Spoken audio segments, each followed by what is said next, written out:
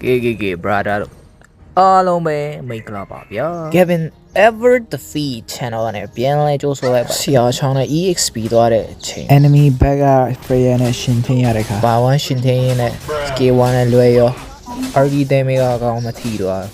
အဲ့နဲ့တွေးတွဲလို့ရိုးသွားလို့နောက်ပြန်ဆုတ်ထားပြီး Skill 2ကိုအရင်ရအောင်ပြန်လုပ်ထား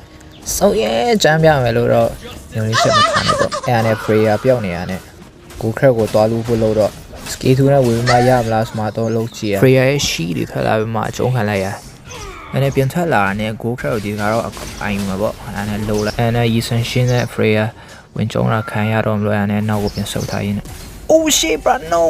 Flake ကပြန်ပေးလိုက်ရတယ်အဲ့ဒါမှလည်းဘာမှပြန်မထွက်တဲ့ရနဲ့နောက်ပြန်ဆုတ်ထားရင်းနဲ့တွေ့လိုက်ပြီမပြေရ Yisan Shin ဖုံးအဲ့နဲ့ Ultimate နဲ့ကန်ပလိုက်တွေ့ရမလို့အဲ့နဲ့တေးပြီလို့တွင်းရဲ့ချင်းစေရှန်ကအာတီနဲ့ခြေပလိုက်တော့လူလာရင်းနဲ့ဟာဒီကောင်ပါလေ Freya အရင်ရွာနေရတယ်အမကျန်တဲ့အတက်နဲ့ပေးလိုက်မယ်ဘောရနဲ့အိုးရေးတယ်ဟိလေ cream နဲ့တီးရောရတယ်တဲ့ repeat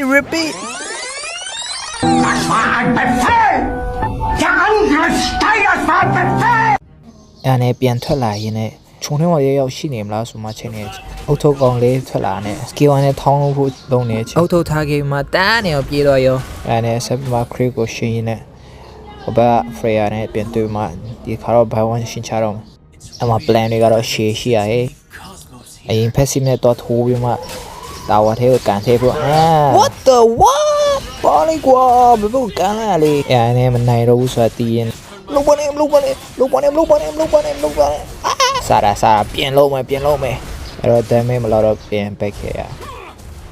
အဲ့တော့ region ပြင်ရှိနေတော့တွေးရင်ဖြည့်ရင်နဲ့ Freya ကိုကျုံးမယ်ဆိုပြီးမှလိုက်သွားတဲ့ချိန် Freya ကိုတတ်ဖို့ Daria လည်းတူနေပါလာတာလေးကြီး Freya ကိုတတ်လို့မရတော့ Cryption ဖို့ဆင်းလာတဲ့ချိန် No auto boy အချိန်မှာ quantization က ultimate ချေလိုက်ရတယ်လွတ်သွားတဲ့ချိန် auto ကောင်လေးကတော့ရအောင်လိုက်မယ်ပေါ့အဲ့နဲ့ quanti ဖုံးပြန်ပုံပန်းပေါ့အဲ့လိုနဲ့အုတ်ထုတ်ပွဲကတော့အိပ်ပြိုသွားရော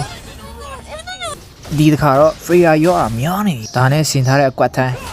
ဖုံးဖပူပါပေါ့အဲ့မှာ Freya ကန်ကောင်းမှပြန်လို့သွားရှိတွေပြန်ထတော့ crit တွေပြန်ရှင်းရင်းနဲ့ scale 1ရရနဲ့ခြုံထဲမှာရှိနေမလားဆိုပြီးမှ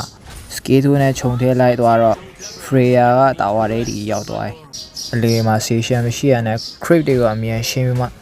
Orlando Freya ရောက်လာတော့မယ်ဆိုရခံစားချက်နဲ့ရနေလို့နဲ့ကိုမထွက်လာပြီးအဲ့နဲ့ကျွန်တော်မြန်ပြန်ပြေးခဲ့ရင်းနဲ့တမ်းမှာအကောင်ကိုဘယ်လို combo တွေကျွေးမယ်ဆိုပြီးမှတွေးနဲ့ရောက်တော့ဘာလုံးနေလဲအဲ့နဲ့ရှေ့တန်းပြီးသွားရောအဲ့နဲ့ရှေ့ကျွေးတော့မယ်ရှေ့တီးတော့မယ်ဆိုမှတွေးနေချင်းအေး Freya အဲ့ခေါင်းပုံမှာပို့အဲ့ရှီတွေနည်းနည်းတတိထားပြီးမှနောက်ဆုံးရှီကွဲတာချင်းအကောင်ဖုံးပူပါကျွေးပလိုက်အဲ့လိုနဲ့တီးတော့ဒါတဲ့မီနီယာတွေနဲ့တာဝါတန်းချိုးပေးလိုက်တာဝါချိုးမနိုင်တဲ့ game ဆိုတော့တာဝါလည်းတန်းချိုးရအောင်ပေါ့အဲ့နဲ့အလေးကို rotation ခဏသွားလုံးနေတော့အောက်မှာ Freya ပြန်ရောက်နေချင်းနောက်ထပ်တစ်ခါကွန်ဘိုတွေကျွေးဖို့တွေးဘာလုံးနေလဲဖုံးအော်ဒီကျွေးလိုက်ပြီး solo kill ပါရတော့နောက်တစ်ခါ mid lane ကို rotation သွားလို့ရင်းနဲ့ Freya ကို sense တွေရနေပြီးနဲ့